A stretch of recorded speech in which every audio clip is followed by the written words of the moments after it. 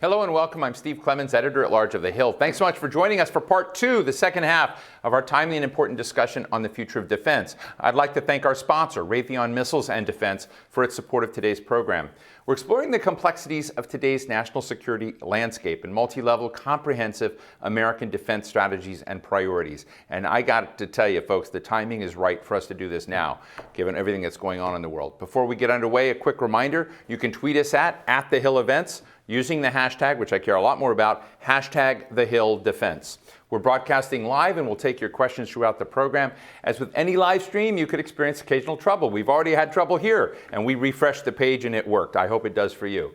To discuss the new era of competition with China and Russia and how current events are impacting relations, I'm now joined by two top experts in this field. Paula Dobriansky is the former Undersecretary of State for Global Affairs, and she's done many, many other cool things in the entire national security foreign policy experience. And joining her is Rexon, managing partner of the Asia Group, former deputy to the U.S. Ambassador to the United Nations. And I need to mention that he is also co-host of the Tea Leaves podcast, which I am a regular listener of. So please listen to Rexon and his co-host talk a lot about Asia. But Paula, let me start with you.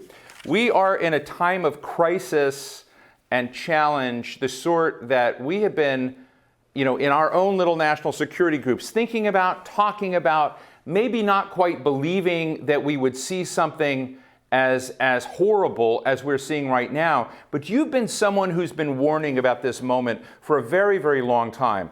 And basically arguing that Vladimir Putin was, I hate to put it this way, valueless in some of the direction. What should a solvent American response and its allies' response be in this moment? And where are we failing so far from your perspective? Well, Steve, first, thank you for having us on the program. Going right to it, you're right. I have pounded this pavement because Putin, in the Munich Security Conference back in 2007, he said Western values are not our values. He said that the United States is unilateralist. And he also said that we have the right to go anywhere, to go inside and protect Russian citizens wherever they may be. So you asked the question, what is the right response for the United States? Well, first, this is a defense summit. I'm going to start with a key point, and that is U.S. defenses have to be strong, have to be solid. We have to have a strong deterrent.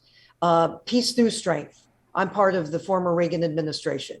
Secondly, here, it matters what we do with our alliance. And I think that in terms of the NATO alliance, it has shown strength. It has been coordinating as a counter to this horrible massacre by Putin of Ukraine. And also, thirdly, we need to be doing and responding rapidly to the Ukrainian requests for military assistance. It's not just about economic sanctions, but military assistance matters. Why? Because they are defending themselves and they need the ability to defend themselves. So the MiG-29s, the S-300, Stingers, Javelins, drones, all of the above and even more, they need it to defend. And we need to provide that assistance to them. Paula, Congressman Mike Rogers was on earlier. Mike Rogers, there are many Mike Rogers in National Security, but this one is the ranking member of the House Armed Services Committee, says his real criticism of President Biden's administration, knowing all of the intelligence that came out, supportive of putting out a significant amount of intelligence, but said we should have pre-positioned a lot more. We should have done much more by way of lethal weapons. We might have pre-positioned in park more than we did, right. And that we're racing to catch up. Do you agree with him? He's right, 100% right. Here, actually, we are not laying out the strategy. Actually, it's Moscow who has laid out a strategy, and we've been responsive to it. He's absolutely right. We should have actually laid out and had pre-positioned our military strength last year. And in fact, I did sign an Atlantic Council statement that actually called upon the administration to do that very thing. Rexon, to some degree, we've pre-positioned you as our China expert, which is unfair to you because I know that you deal with the global scene and you're one of our nation's foremost experts on chemical weapons, for instance. And I would be interested to know the dimensions of this conflict per se, and then the neighborhood, which includes China. Well, who are the, what are your concerns by way of other enablers, or is China a party in this that can be coaxed to do some of the right things? Thanks, Steve, and thanks for having me on. You asked a question that I think gets at the heart of, I think, one of the dynamics here, which is Russia's invasion of Ukraine has globalized rapidly. Obviously, it has been a watershed event, threshold in Europe for our alliance structure in the European context. But as you have seen over the last several weeks, a huge amount of attention paid to the role of China and the differences we see today in how Xi Jinping, president of China, is behaving versus the crisis several years ago with Crimea, and a concern that China is standing more behind Russia now, and with obvious implications, not just for the invasion of Ukraine and the crisis in Ukraine, but for the potential for scenarios and contingencies in Asia. And I think that, from my perspective, has been one of the most significant developments. And we have seen the rapid change in behavior by several European countries, Germany, Nordic countries, and others, in making different decisions. I think the question is a little bit more unanswered as to the impact that it has in the Asia context, but certainly there are implications. Many people focus on the question of scenarios in Taiwan, but there are broader implications here that I think that will play out and bear out, not just in the coming weeks and months, but for years to come. I mean, just before we leave that, I mean, what you're saying is so important, and it's just this remarkable moment that's very hard to have conceived of, where the Biden administration came in with the so-called pivot to Asia, looking at how do you move resources, not necessarily to be in a collision course with China, but to begin to try and shape those courses. And it's almost like Vladimir Putin, was mocking him, saying, hey, don't forget us over here in Europe. But I think, one of the really interesting challenges is how, with a nation, I tell everybody, power is a function of future expectations. And on that front, China's getting a premium on its power today because of what people think it will be tomorrow. How do you kind of stop what Graham Allison has called the Thucydides trap, an inevitable war with China at this moment? As Paula was saying, it's so pivotal. So what are the dimensions of a really super smart strategy to keep China on the right side of things, even though it's very clear we don't share a value system with them? Well, I'd say a few things, Steve. You're asking a hugely complex question. We could probably spend several hours on it. But to try to summarize, the first thing I would say is you want to demonstrate strength. And we do that in many ways. But one of the most important is through our alliance structure, our allies, our partners across the region when it comes to China. And obviously, we have a very different structure in Asia. It's not one alliance, right? It's many layers of smaller, more individualized alliances and partnerships. So that's the first thing we've done. And then obviously we've done this for decades, and it's certainly something that the Biden administration has refocused on. The second is, I think we communicate directly with Chinese leadership, and given the nature of the China structure, the conversation at the top between President Biden and President Xi Jinping is absolutely critical. I think we leave open the potential for shared interests, whether that's on climate, on dealing with North Korea, but we continue to focus on the pillars of our strength, both domestically as well as I mentioned, with our allies and partners.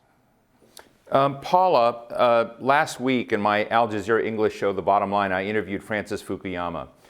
And Fukuyama made a very compelling point. He said, there's a new generation of Americans who don't remember the Cold War, that don't remember living on a knife edge. They don't remember the nuclear era. They don't remember the generation of people who fought so hard in World War II to defend Western values, et cetera. And that democracy and liberal democracies had become lazy, and said perhaps what we're seeing in the heroism of Vladimir Zelensky and the Ukrainian people right now may do something to remind people or help instill in people what democracy means and how incredibly valuable it is.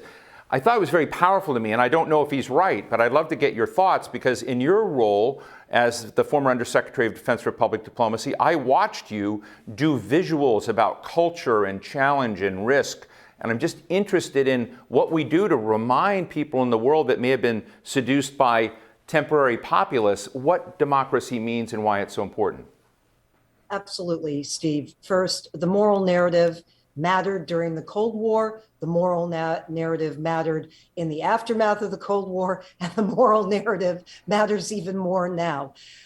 Certainly, I think that Volodymyr Zelensky actually has spoken quite eloquently to the issue of the importance of freedom, what it means. We're seeing it playing out on the ground, and how literally the sovereignty, territorial integrity of Ukraine, in which it had been ensured through the 1994 Budapest Memorandum, is being totally abrogated, totally revoked. So here he absolutely, I would say that Frank Fukuyama, I think is correct. I think that there was a kind of complacency that actually, unfortunately, came about in the aftermath of the Cold War. I would say it's not just only the next generation. I think that we had become somewhat complacent. In fact, when the first secretary of the UK, she came and spoke at the Decatur House a few weeks back, that was one of her first points, by the way. She said, we cannot be complacent. We've been complacent, and we need to up our defense budgets. We need to realize that there are going to be these kinds of challenges. So in sum, my view is, I think that he is quite right. I think that the kind of response that we've seen, and even as Rex mentioned, the kinds of changes in Europe and elsewhere where countries have stepped forward and have condemned openly what's happening in Ukraine, it's because they realize it undercuts the very essence of what we're about, that important moral narrative. Rexon, I know you have some thoughts on how the nature of alliances need to change. And, I'm sort of always skeptical of a moment when right now we see the Western alliance coming together. We see the comment that NATO has never been more unified. Well, tell you what happens over time is that, a couple of years from now, maybe NATO's less unified. I'm just sort of interested in how you create resilience in alliances, common purpose, but you also have flexibility because, this world is complex, and the notion that everything is going to remain airtight and super tied together, I find to be worrisome to me. And I'd just be interested in how you think we need to redesign and reconstruct alliances so that we can have trust in them, and how they can have trust in us. Yeah, no, it's a great question, Steve. Look, I think that part of this is about the cadence, the engagement we have. If you take Asia, with our closest allies, right? Japan, Australia, South Korea. And if you go further out, there are obviously more countries. But you constantly need to be challenging yourself when you're in government and you're in charge of these alliances. How do you modernize? How do you keep the alliances relevant? What should we be doing differently? Are there choices that we should make now that are different from the ones we made 5, 10, 15, 20 years ago? And I would point to, for example, the initiative among Australia, the UK, and the United States last year as just that kind of initiative where we chose a different path to share perhaps one of our most closely guarded military secrets, nuclear power, naval reactors for submarines with Australia. We have made different decisions in years past, but it's relevant and important for the future that we see in the Asia Pacific. I would argue we need to challenge ourselves when it comes to our other alliances as well. What should the US-Japan alliance look like if you look at Australia or Japan or South Korea, these are countries that have very modern, very capable militaries, much unlike what it looked like, 10, 20 years ago. We should have a different relationship with them. And with that comes a different kind of discussion, not just in defense channels, but politically, economically, holistically in how we think about how we interact. It's a real challenge, Steve, and you're right. Complacency is very easy to set in, and it's a task that is passed on from administration to administration. But Well, Steve, I may would I love just to add keep this. something to that Oh, in 30 seconds? yeah, please If I do. may? I thank you. I just want to add, what's interesting though is that these alignments are more the wave of the future. We have the formal NATO alliance, which is crucial to our framework, European security framework, and with, of course, US and Canadian involvement in it. But in Asia, what's striking is that you have these alliances. Rex mentioned one.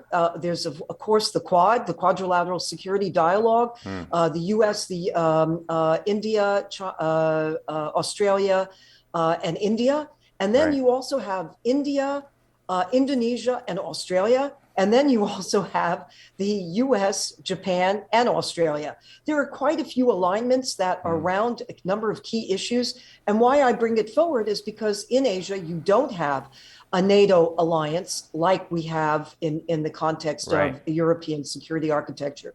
But it has really made a difference, and it's agile, and it also has had a very focused. I think this is significant in looking at new trends relative to defense and security. Look, I just can't thank you both enough for sharing your candid thoughts on where we're at. We're going to carry this conversation on with House Armed Services Chairman Adam Smith and then former Defense Secretary Robert Gates. Really, really appreciate my good friends Paula Dobriansky, the former Undersecretary of State for Global Affairs, and Rexon, you, managing partner of the Asia Group, former deputy of the U.S. Ambassador to the United Nations, done a lot of different jobs in this, and really happy to have you both on this great program today. Thank you very much. Thank you. Thank you, Steve.